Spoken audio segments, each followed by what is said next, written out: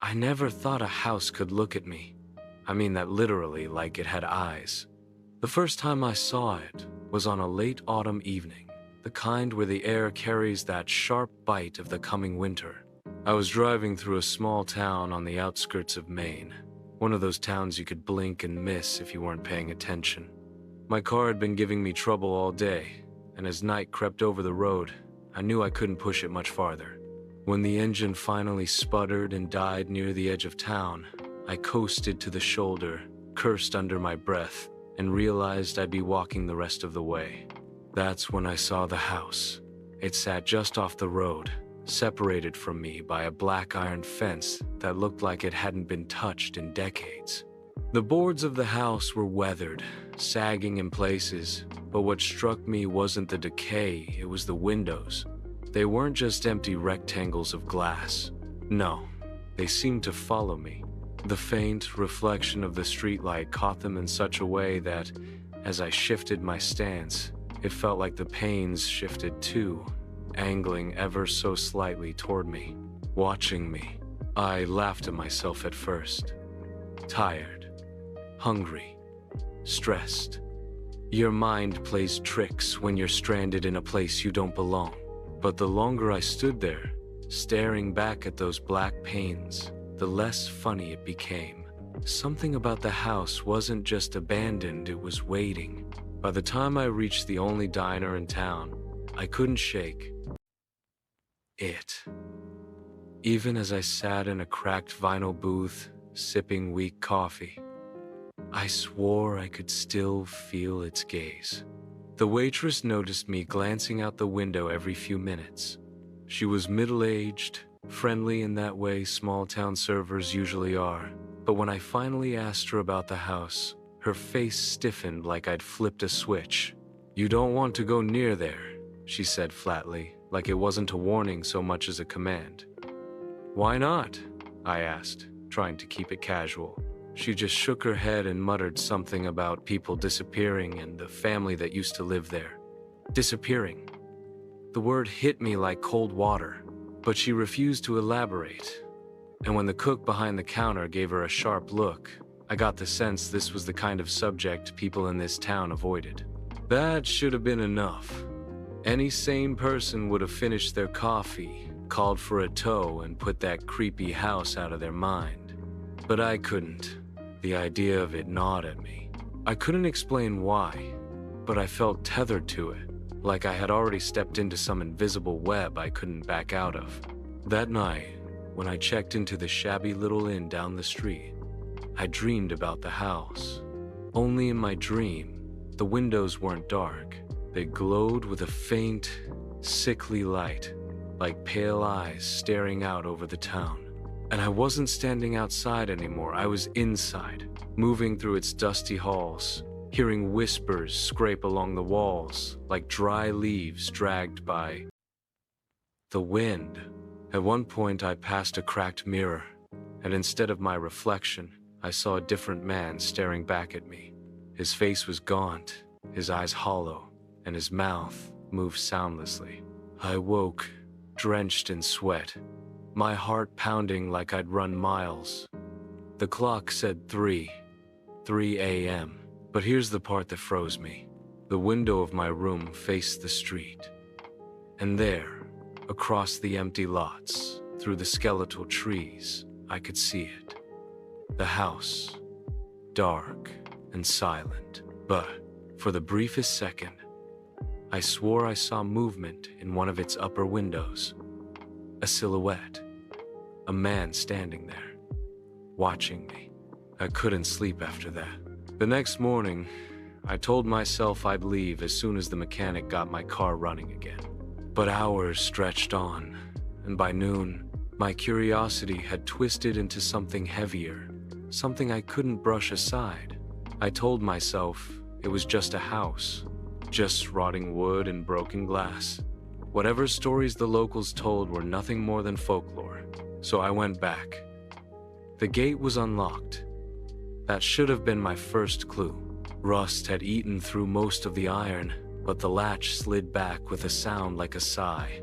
The path leading up to the porch was overgrown, cracked with weeds pushing through what used to be stone. The air felt different inside the fence still. Too still. Like the breeze had decided this patch of land wasn't worth touching. When I set foot on the porch, the boards groaned beneath my weight. And then came the strangest thing of all. The front door was already open. Just a crack, but enough. I froze. Someone had to be inside. But after a minute of silence, I pushed it wider, and the hinges screamed like a wounded animal. Dust motes drifted through the air as a shaft of daylight spilled across the foyer. The smell hit me instantly, mildew, rot, and something else beneath it. Something metallic. Inside, the walls were peeling, the wallpaper curling like burned paper. The staircase rose crookedly in front of me, its banister missing in places. Every instinct screamed at me to leave, to turn back and never look over my shoulder. But instead, I stepped in, and the door slammed shut behind me. The sound thundered through the house, and my chest seized. I spun, grabbed the knob. It was locked from the inside. That was the moment I realized this wasn't about curiosity anymore. The house had let me in, and now it wasn't going to let me leave. The silence after that slam was unbearable. It wasn't the silence of an empty house. It was a silence that pressed against my ears, alive and listening. I stood frozen at the door, hand clamped on the knob, breathing so shallow I felt like if I exhaled too loudly, something would answer back.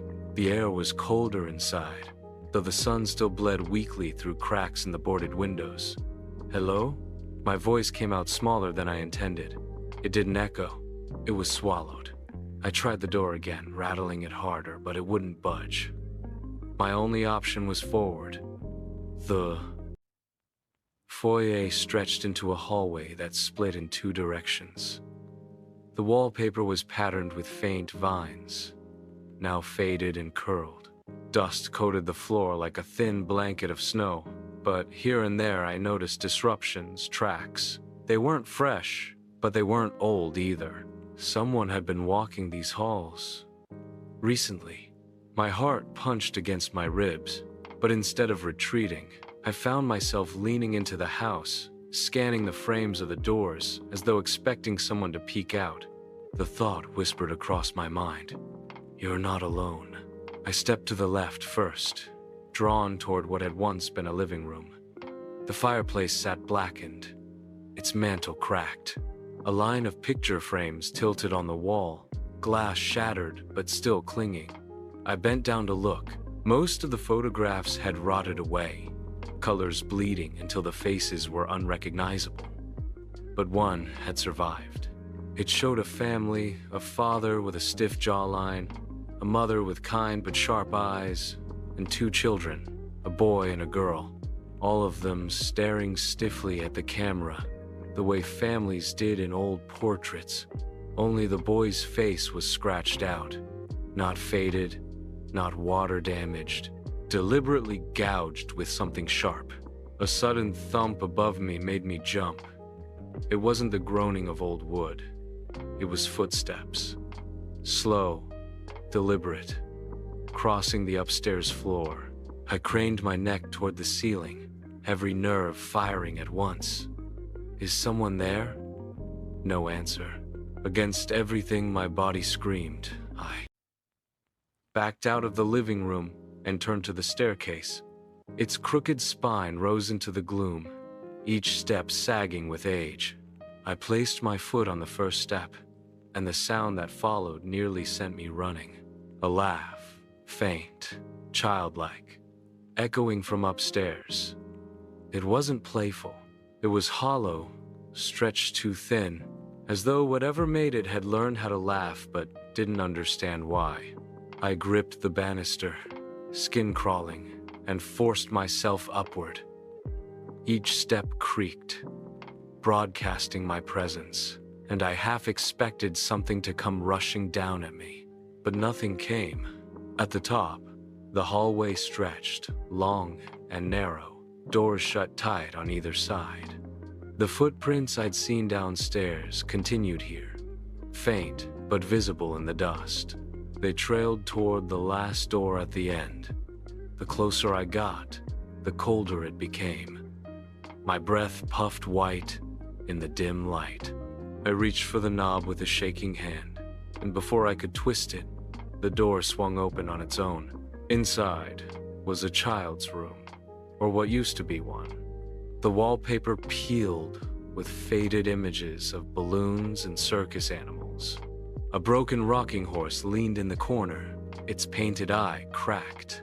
The bed sat small against the far wall, mattress torn open like something had clawed its way out, and scattered across the floor were toys, dolls, trucks, blocks. Every single one of them was facing the door. And then, as I stepped inside, every doll's head turned. Slowly. To me, my scream caught in my throat. I stumbled back, knocking into the dresser, and a music box sitting on top sprang open with a tinny melody. A carousel tune. But the notes dragged too long, warped, like the crank was being turned by something unseen. I bolted from the room, slamming the door shut behind me. My pulse was hammering so hard I could taste copper. I had to get out. Racing back down the hall, I tried every door I passed. Some wouldn't budge. Others creaked open onto rooms filled with nothing but decay. But when I reached the stairs again, the bottom was no longer empty. A man stood there. I froze.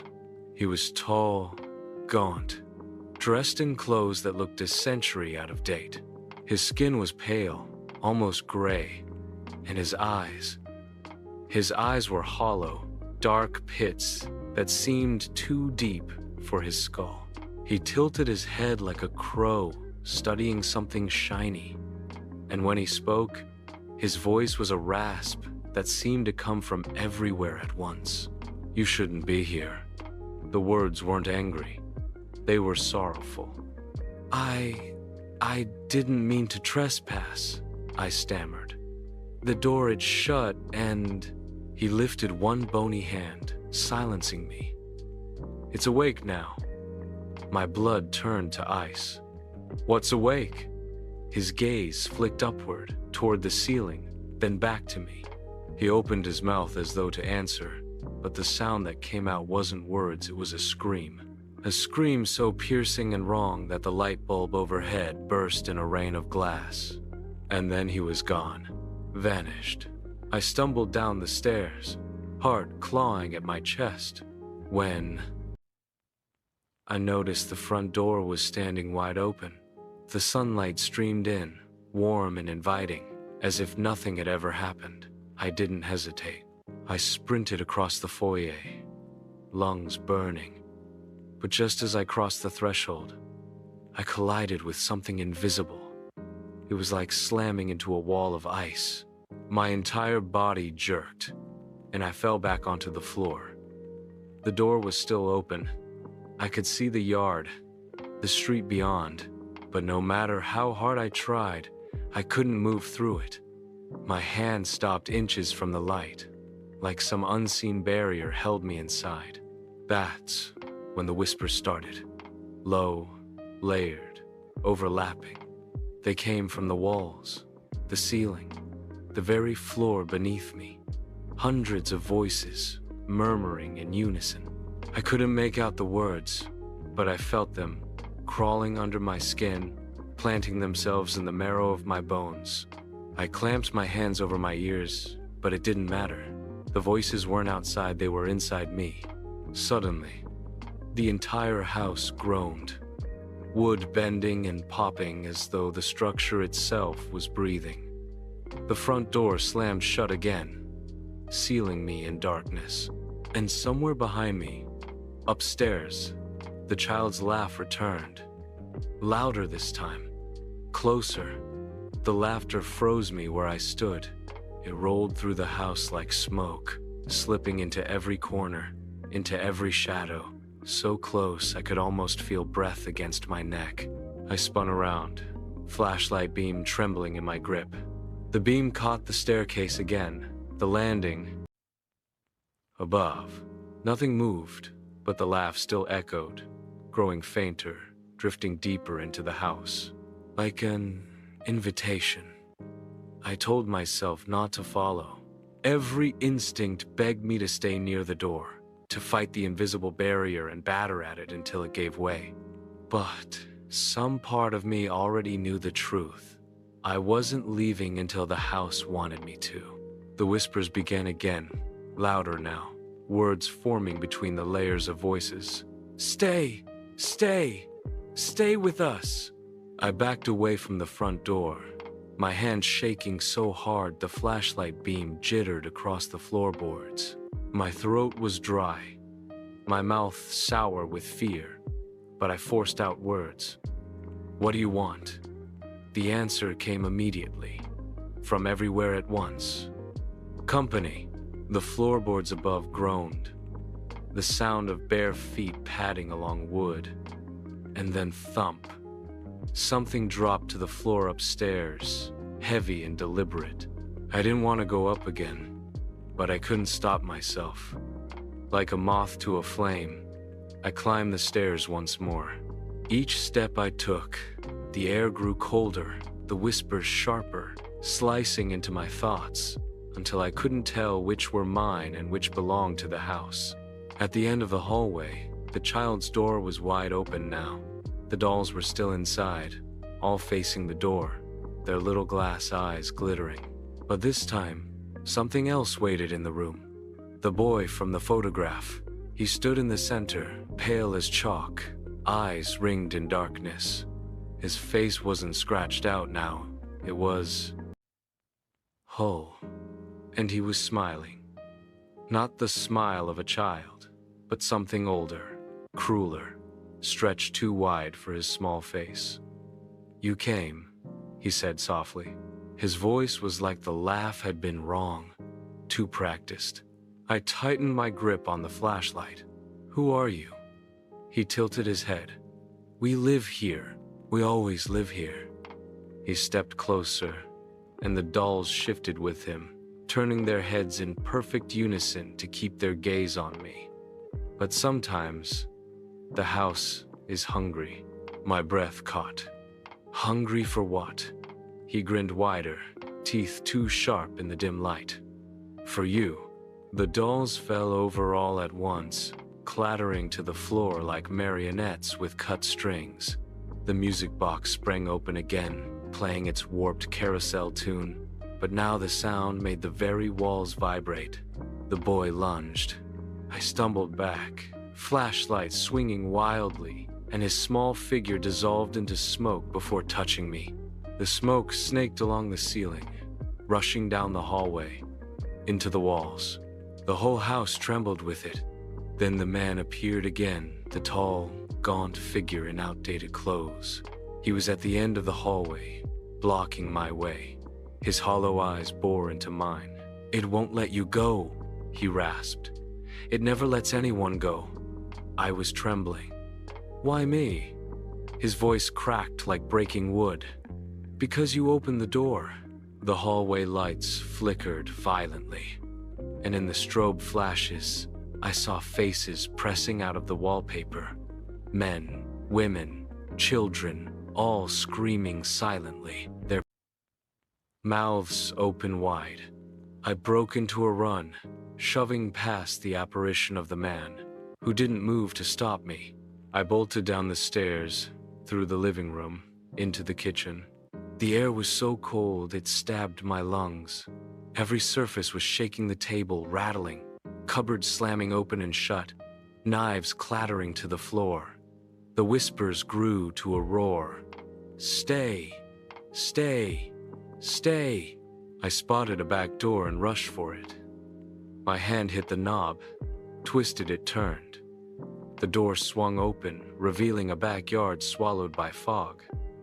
My heart soared. But as I stepped through, I realized the truth. It wasn't outside. The fog wasn't air. It was smoke. Thick, black smoke rolling in, carrying whispers inside it. My flashlight beam died instantly in the haze, and I stumbled forward, disoriented. Somewhere in the smoke, children laughed. Footsteps circled me, and the boy's voice whispered right by my ear, "You're ours now."